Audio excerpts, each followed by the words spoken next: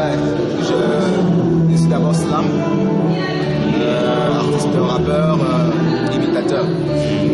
Pour la question, oui, je suis nouveau et je pense que je viens plus fort que ça. Ouais, alors là, vous avez choisi pour vous faire connaître, parce qu'il faut dire que le titre qui vous fait connaître, c'est Réponse à Valsero, du présent à Valsero. Pourquoi avoir choisi de répondre à Valsero? Parce que normalement, il faut comprendre que tout n'est pas rose dans un pays. Donc, c'est bien beau de critiquer, mais il faut comprendre que ce n'est pas facile pour un président, peu importe lequel. Paul Biya, Barack Obama, Sarkozy, de diriger le pays. Tout comme c'est pas facile pour un père de voir ses enfants. C'est juste le message, le seul message qu'il donne. Ça ne veut pas dire que je suis contre Valsero. Il a complètement raison sur tout ce qu'il dit.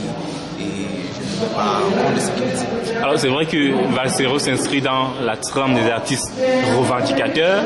Et vous lui faites face. Est-ce qu'on peut dire que vous soutenez le pouvoir?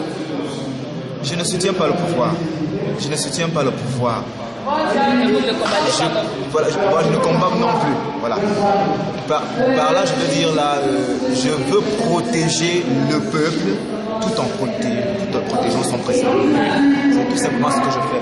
Je ne suis pas dans un parti ou bien dans une partie de jeu ou quelque chose comme ça. Non. Je ne soutiens personne. Mais s'il faut soutenir, je vais soutenir Valsero, je vais soutenir le pouvoir. S'il ne faut pas soutenir, je ne vais pas soutenir le pouvoir et je ne vais pas soutenir Valsero. Alors dans votre reprise, dans votre réponse à Valsero, on vous confond très souvent à Michigan l'Africain. On dit que c'est beaucoup pensent que c'est lui et là vous apparaissez au grand jour. Cette confusion avec Michigan l'Africain, quelle est votre vision? Tout simplement parce que les gens pensent que Michigan est le premier, enfin, c'est lui qu'on connaît beaucoup plus dans le sens imitation. Moi, je n'ai pas beaucoup mis ma tête là-bas parce que je suis imitateur, mais je n'ai pas beaucoup mis ma tête là-bas parce que je suis d'abord chanteur. Je suis professeur de chant. Donc, c'est bien normal que le peuple ait pensé que c'est un Michigan parce que c'est lui qui est beaucoup plus connu sur la scène imitation. Mais je pense que Michigan doit faire franchement attention parce qu'un projet comme celui-là, ce n'est pas un projet de blague. Oui. C'est un projet assez sérieux qui concerne le social et qui concerne le politique. Donc, Michigan lui fait de l'imitation de l'humour qui fait rire. Moi, je fais de l'imitation qui révèle. C'est ça la différence entre Michigan et l'Africain. Bon, j'ai des principes, je fonctionne avec des principes. Il fait ce qu'il veut, moi je fais ce que je veux. À partir du moment où la vérité éclate au grand jour, c'est la carrière de qui en passe, c'est bien sûr la carrière de Michigan l'Africain. Donc il faut qu'ils comprennent qu'il y a un piège qui est là, qui l'attend, et forcément il est en train de tomber dans ce piège. Alors on parle de carrière, vous, l'amour pour le rap, ça date de quand? L'amour pour le rap, ça date ce sont les affaires de 2000, l'an 2000, parce que j'ai été dans plusieurs groupes. Et ça m'énervait un peu que les filles aiment trop beaucoup les rappeurs.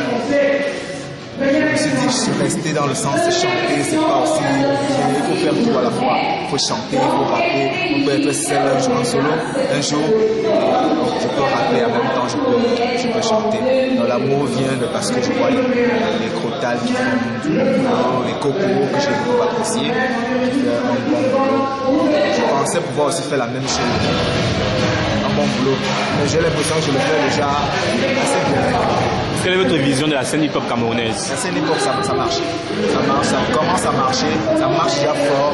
Et je n'ai pas un problème avec les Bikitiens, ni avec les gars du Makossa, mais je pense que le rap camerounais s'en sort déjà et c'est déjà franchement bien. À qui vous identifiez-vous? Votre modèle dans la musique? Dans le chant d'abord. Dans le chant, je m'identifie à Sergio Polo. Et dans le rap, je m'identifie à Valsero. C'est normal. Est-ce que tu as un artiste qui fait dans ton genre, que tu redoutes? Du genre, si tu le crois sur scène, tu auras peur qu'il prenne le dessus sur toi? Bref, déjà, j'ai déjà beaucoup souffert, dans le sens où j'ai vu des choses dans ma vie qui ne peuvent plus me faire peur.